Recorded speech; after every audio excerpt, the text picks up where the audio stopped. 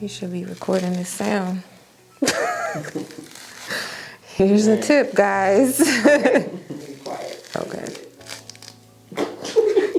See, that's good.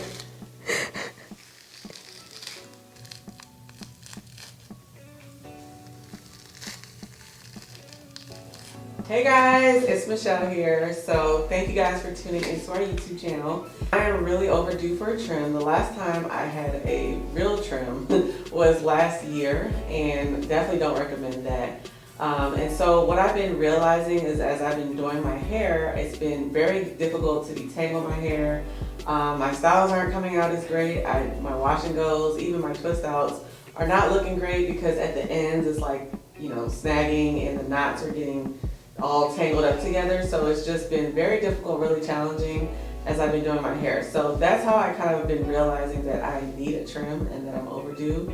So I'm really excited and looking forward to being able to style my hair and just getting rid of that dead weight, all those dead ends. But I'm not going to be doing them myself. Of course, we have Tiffany. You guys know who she is, our stylist who works with us here at Miche, and she's going to be trimming my hair today. So Tiffany's going to be providing some insight on the importance of trimming your hair. Alright, so for this process, Tiffany started off by washing my hair with our cleanse shampoo.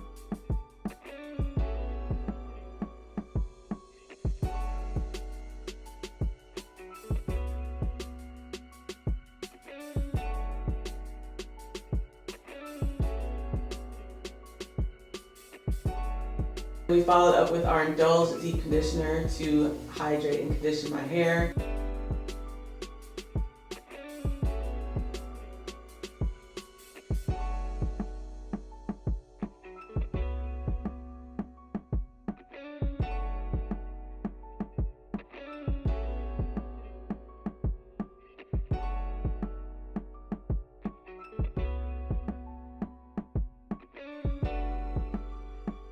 And now we're going to be working on two different sections. We want to show you guys the difference with trimming when your hair is stretched and blow dried and then your hair in its naturally curly state.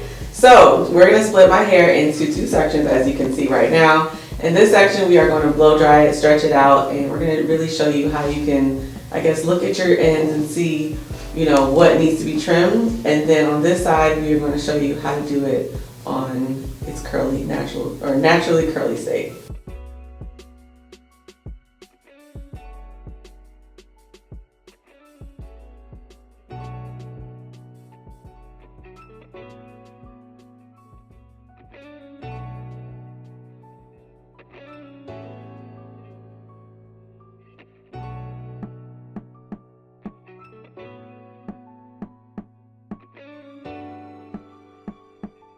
Hi everybody, my name is Tiffany.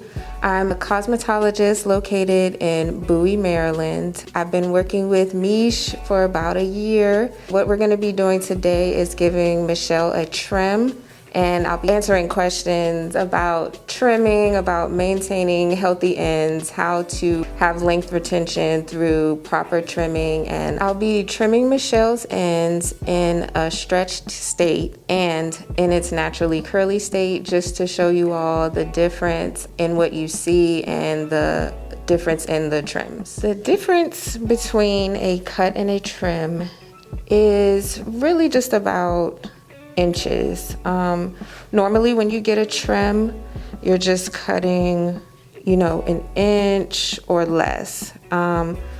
Sometimes you may go to someone to get a trim and it ends up being that you need more than just an inch cut. So that's when it would turn into a cut versus a trim. There are several ways to determine if you need a trim. One would be when you are detangling, if you find that you combing through or you're brushing through and you get a little bit of snapping towards the ends, or when you're detangling and you're combing or brushing through, you kind of get stuck at a certain point. Those are two major ways that you can determine if you need a trim. Just basically less ease with manageability. When you need a trim, it is best to seek a professional, just because, for example, as I'm doing now, you can't, as yourself really see what you're doing in the back. So it's easier to have someone who can look at the diameter of the head, really get in there and trim what needs to be trimmed. The steps that I take when I do a trim are to shampoo and condition, of course. Normally in my suite, I will detangle after the shampoo and condition and sit a person under the hooded dryer, and then blow dry after that. For today, we just did sort of the tension method. So if you were to stretch your hair at home, you can just pull the hair and use the heat over it this way, and just kind of repeat that, and that helps you to stretch it so you can kind of see the ends better. So after that, I normally will take sections, as I've done here. I have half and half, and just go through each section. You can look and see what needs to be trimmed on the ends. I've already started with this bottom subsection, and I've given her a trim for that. So it's pretty much my guide now for the rest of the trim.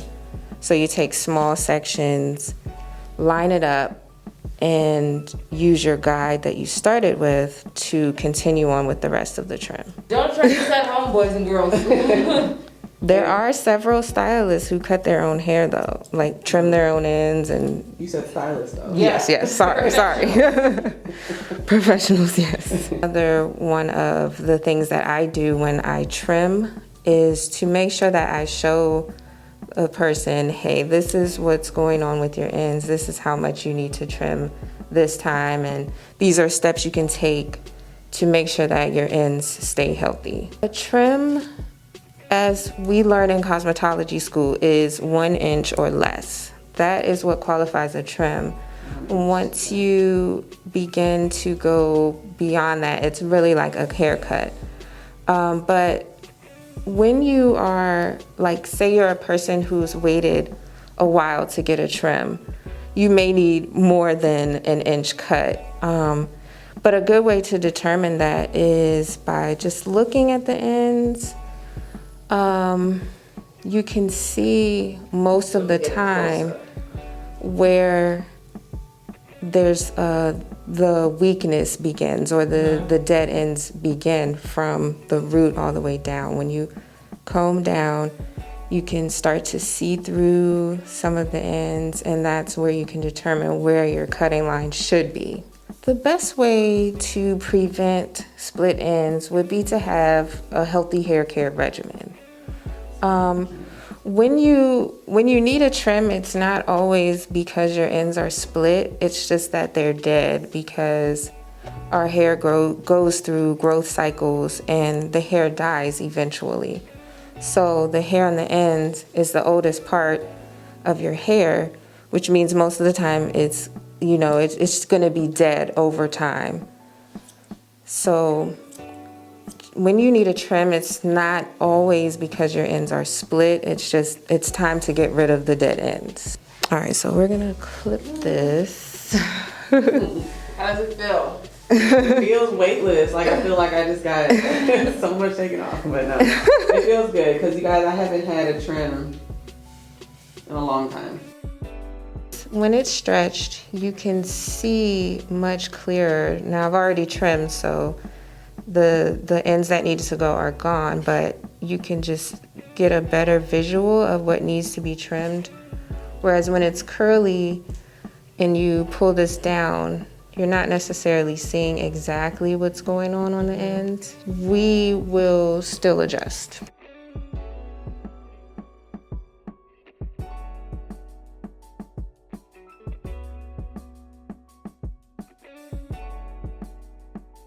Single strand knots come from the ends of your curly hair wrapping around each other. So there is really no way to eliminate them, but you can alleviate the forming of them by one, having a trim regularly, having a good nighttime regimen where your ends are protected, and wearing protective styles. So low manipulation on your hair will help to alleviate the forming of single strand knots.